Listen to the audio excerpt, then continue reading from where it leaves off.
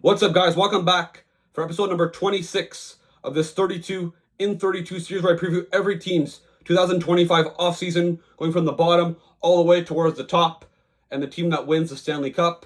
Last episode I did was on the Toronto Maple Leafs, and today's episode is on the Vegas Golden Knights. So in the summer of 2017, the Vegas Golden Knights entered the National Hockey League as the 31st NHL franchise, went through an expansion draft, and with the players that they got, I don't think a lot of people expected that much from them the following year. Well, they ended up going all the way to the Stanley Cup final. They lost in 5 games to Washington. Ever since, it's been cup or bust. They've gone after basically every star player that's been on the block. Mark Stone, Max Pacioretty, Alex Pietrangelo, Jack Eichel, and eventually in year 6 in 2023, they ended up hoisting the Stanley Cup over their heads and being probably the quickest expansion team to ever win the Stanley Cup. Easily the most successful first year, 6 years of an expansion team's history that we've ever seen from expansion team ever in the NHL. But the last 2 years, a disappointing early exit last year in 7 games after they acquired Thomas Hertl and Noah Hanifin. And this year, they lost Jonathan Marchessault last summer, Chandler Stevenson, but they still had cup aspirations. And yes, they beat Minnesota in 6 games in the first round. However, they lost in 5 to Edmonton, who did not have Mattias Ekholm. So now it looks knowing Vegas, who anything short of a championship is failure. I think some big changes are going to happen this summer to improve this team and get this team back to being a Stanley Cup champion.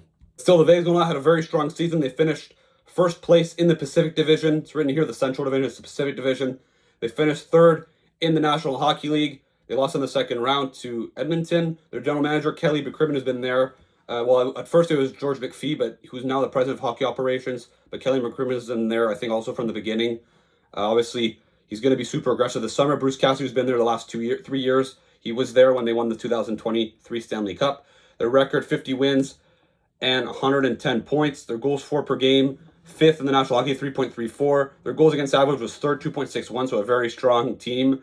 Their power play, 28.3, 2nd overall in the National Hockey League. Their penalty kill, however, near the bottom, 26 at 75.7. Their expected goals per 552.63, which is 9th. So obviously the Vegas Golden Knights, one of the top 3 to 5 teams. I actually thought when you saw my Stanley Cup odds before the playoffs, I had them second only to behind the Colorado Avalanche, who I had winning the Stanley Cup. So obviously I thought quite big of Vegas, but I still think that they are a very good team. The top 5 scorers, Jack Eichel, 28 goals, 66 assists, 94 points in 77 games. Mark Stone in 66 games, 19 goals, 48 assists, 67 points. So still always Mark Stone is missing some games, but he's still productive.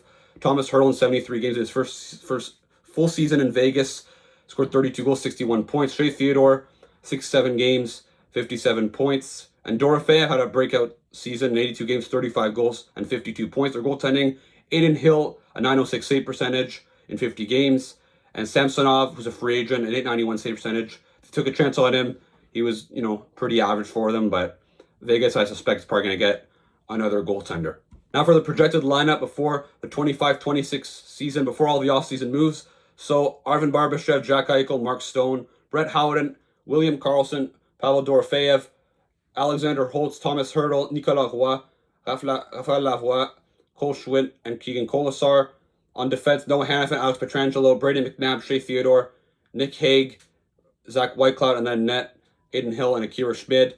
They have a bit more than $9 million to spend this summer, but I do think the Vegas Golden Knights are going to do everything they can to be able to go get a big fish. Obviously, we've seen Mitch Marner in rumors to be able to go to Vegas. I think they're going to do everything they can to make that happen. They're going to get rid of some contracts. I've heard Nick Hague is in trade rumors with Pittsburgh and with Montreal, and I think Detroit as well.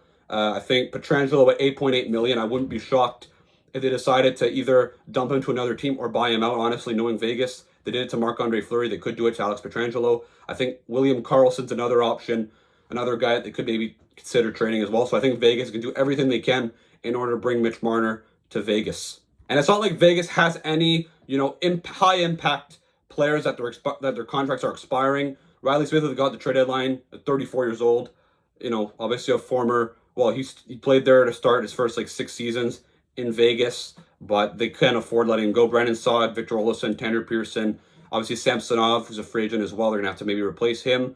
Alexander Holtz, Cole Schwindt, Ronberg, and Hague. So I think Vegas all these guys here, they can afford to lose if it means that they bring in, well, it doesn't have to be Mitch Marner, it can be someone else, but I do think Vegas can do everything they can to get their team back to Cup championship, the Cup caliber. And obviously Vegas going super aggressive the last few years for those top end players have sacrificed a lot of their future. Trevor Connolly is their top prospect, who was picked 19th overall in the 2024 draft. I think he has potential to be a top 6 player long term, but if I had to bet, they'll probably do that elsewhere because they're going to do everything they can to take advantage of their window here for probably the next 3 to 5 years. As you know, Mark Stone, Pietrangelo getting older, Theodore, etc. Catafal, Sapo, Valiv, Cormier, Lindbaum. So a bunch of okay prospects, but none that have high impact like Connolly potentially. They don't have their first round pick this year, in fact, not for the next 2 drafts. Their pick this year had been 26th overall, but they traded it last year for Thomas Hertel, who then the Sharks used that pick to go get Askarov. So now it belongs to the Nashville Predators. So I think obviously Vegas, it's all in. And that's how it's going to go for the next few years until this team finally falls off, which will happen one day, I think. And now when you look at the Golden Knights' needs for this summer, obviously not that surprising that I mentioned Mitch Marner. They need that high-end forward. Their winger depth isn't necessarily that great. They have a very strong center core of Eichel, Hertel, and Carlson, and Nicolas Roy as well. But on the wings, they're not as deep, especially that Mark Stone is often injured. They do have Barbashev, they do have Dorofeyev, but, you know, Howden, they do need a bit more. So I could see a guy like, obviously, Mitch Marner would fit perfectly on that team. A backup goalie to replace Samsonov and backup Aiden Hill, who's pretty inconsistent sometimes, and some more depth, especially up front. But if they lose Pietrangelo in order to free up money to get Marner, well, they're going to have to replace him somehow.